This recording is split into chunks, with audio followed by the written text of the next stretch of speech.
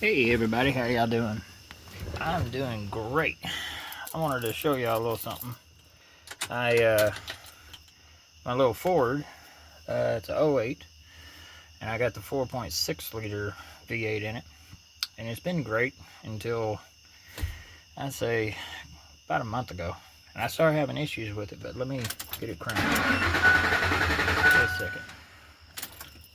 You gotta get the fuel. Okay. So anyway, what I want to do is I want you to hear it. Yeah, nice.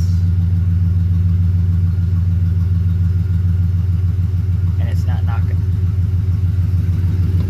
Let me show you something.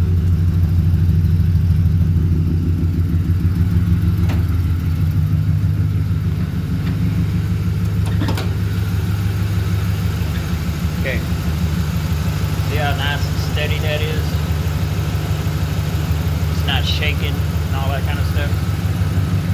Well, that's what it was doing for a little over a month. And then it cut my air conditioning off. And so on. And I honestly didn't know what it was. And I took it to 3 mechanics. And every mechanic told me that this wiring harness right here, all of that, was going to have to be replaced throughout the whole truck. And that was going to cost me a minimum of $3,000. Now, I know how to work on engines. I know how to rebuild them. I know how to work on transmissions. I know what to do with those. But when it comes to electrical, I know nothing. So that kind of put me down. And see, when I got this truck, I like it. I mean, it's a single cab, short bed, 4-wheel drive, and it pulls the trailer great. But what I came across was, every time I'd do that, I would have to get under the hood, and I'd have to look down under here, all on this side, and all on this side where the injectors go, okay? Actually, the coils, okay? Spark plugs, coils. And I'd tap them. It would smooth out. So it got me thinking. I've got extra coils, spark plugs, and all that stuff. So what I did was, last night, I finally was able to, number 7, that is, coil number 7, was the one that was giving me the issue on. So what I did was, I pulled it out. And what I found was this. This is it. This is what I pulled out. Yeah. I didn't clean it. This is how nice and clean everything has been all under here, okay? But if you look, see that little, maybe you can see it now. I'll try to point it out. Right in front of my nail.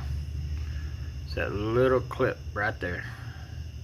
That little clip, it looks okay to the eye, but it was not holding the plug on the electric part. In other words, it was not clicking to stay onto it. Now, I put the other coil in place of this one that I have. I have extra coils, extra spark plugs, and all the. I have extra everything just in case. And ever since then, all day today, and just as you heard, and I drove it another nearly 2 hours after work just to make sure. It's been good. So, I guess all I'm trying to say is, if you own a Ford, and if you're trying to figure things out, I'm no expert. I'm still learning. But for the fact that you can get right in it and crank it up now and drive and go, Now, when I first started cranking a minute ago, and I had to turn it off, turn it back on, that's because of the fuel filter. And I'll get back in light in just a second. There we go. That fuel filter, I need to change it out again. So that's the only problem I'm having with that.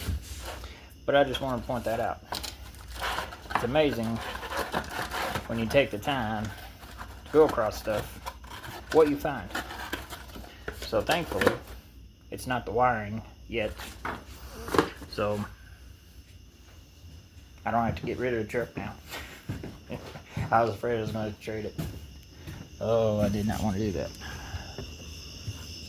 Because I like my truck. I'm ready to get out of payments. You know what I mean? I'm ready to stay debt free. So, anyway. But yeah, it's a good little truck. And it pulls the trailer strong. And I guess that coil, it's just bad. Because the new coil I put in, it literally, it takes off and it goes wham. And so it's really good. And I like it. But I just want to share that with y'all. I'm trying to download some stuff dealing with yards and all that kind of stuff as well. So hopefully it'll be on YouTube. And I'll share it to Facebook. But anyway, I just wanted to share this with y'all. Found out the problem.